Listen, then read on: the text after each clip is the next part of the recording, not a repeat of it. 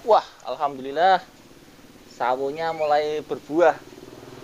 Pohon sawo ini dulu di masa lampau menjadi salah satu penanda para prajurit pasukan Diponegoro.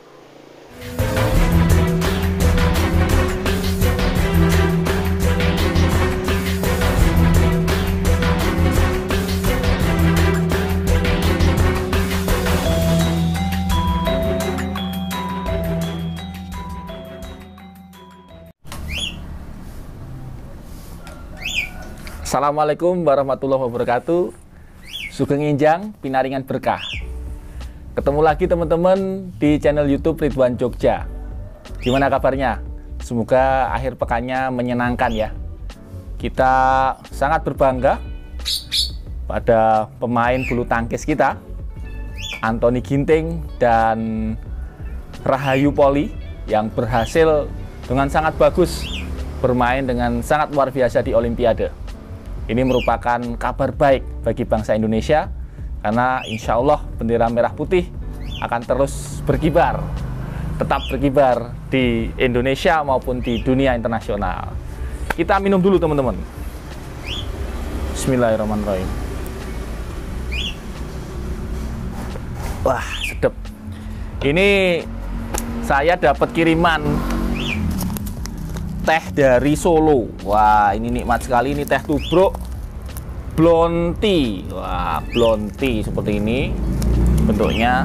Ada yang kemasan transparan, ada juga yang kemasan premium. Ini diracik khusus oleh ahli teh yang tinggal di Solo, Kang Mas Blontang Pur. Nah, juga punya channel YouTube. Nanti silahkan juga di subscribe. Saya mungkin akan cantumkan juga di deskripsi channelnya Mas Blontang. Beliau ini jago racik teh. Jadi buat teman-teman yang hobi minum teh, teh racikan Mas Blontang ini sedep banget, nikmat banget. Apalagi dinikmati dengan gula batu ya, sedep sekali. Mantap. Monggo silahkan dicek, ada dijual juga di platform Tokopedia. Nah teman-teman, di tema kita hari ini, kita akan membahas tentang safe house dalam dunia telik sandi. Safe house sudah pernah nonton belum? Ini satu film yang dibintangi oleh salah satunya Denzel Washington. Tahun 2012, sudah cukup lama. Tetapi film ini sangat bagus untuk mendeskripsikan tentang penggunaan safe house atau rumah aman dalam dunia intelijen. Film itu disutradarai dengan sangat bagus, mengisahkan tentang seorang agen CIA yang ditugasi menjaga safe house di Cape Town, Afrika Selatan. Dan pada saat dia bertugas itu ada operasi CIA menangkap buronan ya, menangkap buronan yang dulu membelot. Lalu dibawa masuk ke safe house. Ternyata pada saat berada di safe house itu, pembelot ini sedang dikejar oleh para bounty hunter.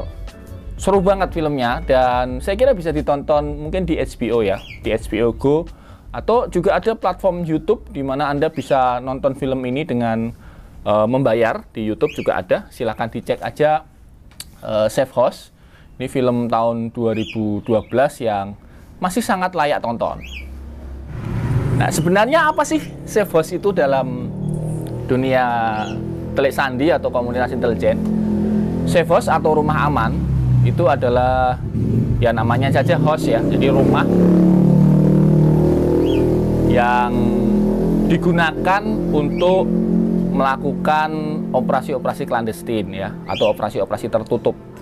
Dan biasanya rumah aman ini tersamarkan seperti rumah biasa dan bisa berada di mana saja.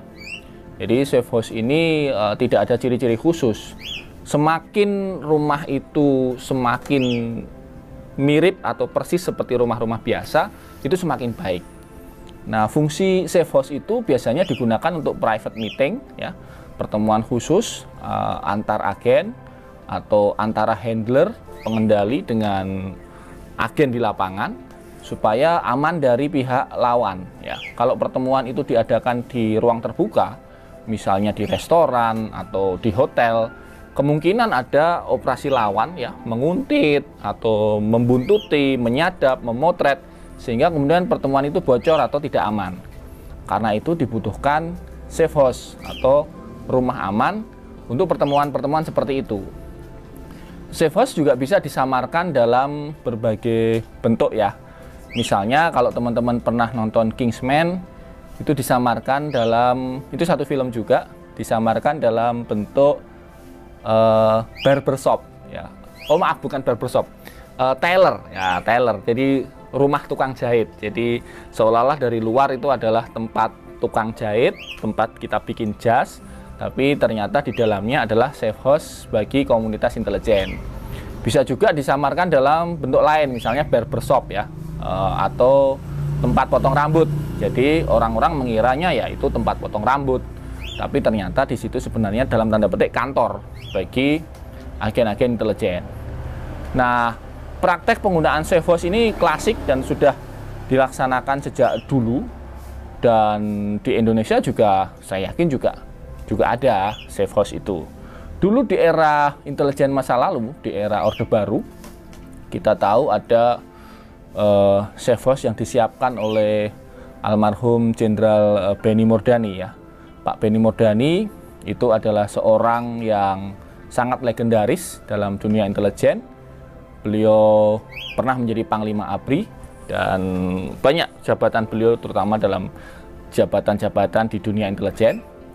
Beliau waktu masih sugeng, waktu masih hidup, itu menyiapkan yang disebut dengan DARA. Nah, DARA ini adalah safe house juga. Ini adalah rumah-rumah operasi yang terpisah dari kantor-kantor resmi Badan Intelijen. DARA ini tersebar di seluruh Indonesia, dan di dalamnya ada perangkat-perangkat komunikasi rahasia yang sangat canggih di zaman itu. Nah, apakah DARA masih ada hari ini? Wah, wallahu alam. Karena itu sudah ada di era Pak Benny Mordani. Saya tidak tahu perkembangannya hari ini seperti apa. Tetapi kita yakini bahwa safe house digunakan baik oleh CIA, MI6, apapun lah, Mossad, lembaga-lembaga intelijen dunia pasti menggunakan safe house. Dan salah satu syarat penting dalam safe house adalah orang yang disebut dengan safe housekeeper. Ya. Safe housekeeper ini adalah orang yang setiap hari berada di rumah aman itu. Dia mengurusi kesehariannya, ya mengurusi kebersihannya, mengurusi hubungan dengan tetangga kanan kiri, mengurusi makan minum, keamanan setempat, perangkat listrik dan sebagainya. Itu yang disebut dengan safe housekeeper. Dan biasanya safe housekeeper ini dilatih, memiliki kemampuan khusus seperti dalam film Safe House yang saya sebutkan tadi di atas. Jadi teman-teman, kalau Anda belum pernah nonton Safe House, nih saya rekomendasikan di akhir pekan ini silahkan tonton film Safe House, dibintangi oleh Denzel Washington dan Ryan Reynolds ya kalau nggak salah. Itu cukup bagus dan sangat menarik. Buat yang sudah nonton dan ada komentar atau mau tanya-tanya tentang sekitar Safe House, boleh komentar di bawah video ini. Dan insya Allah jika saya tahu jawabannya akan kita bales. Matur nuwun sudah menyimak video kita. Dan jangan lupa teman-teman, bangsa Indonesia adalah bangsa yang tidak mudah menyerah. Ini adalah bulan Agustus. Mari kita kibarkan bendera merah putih. Tidak ada kata menyerah dalam kamus bangsa Indonesia. Kibarkan bendera merah putih di rumah-rumah Anda, di tempat-tempat pribadi Anda, restoran Anda, warung Anda. Semangat, walaupun berat di era pandemi, kita bisa sangga sama-sama. Matur nuwun, selamat beraktivitas, dan tetap jaga protokol kesehatan. Salam untuk orang-orang yang Anda sayangi dan Anda cintai. Salam intelijen.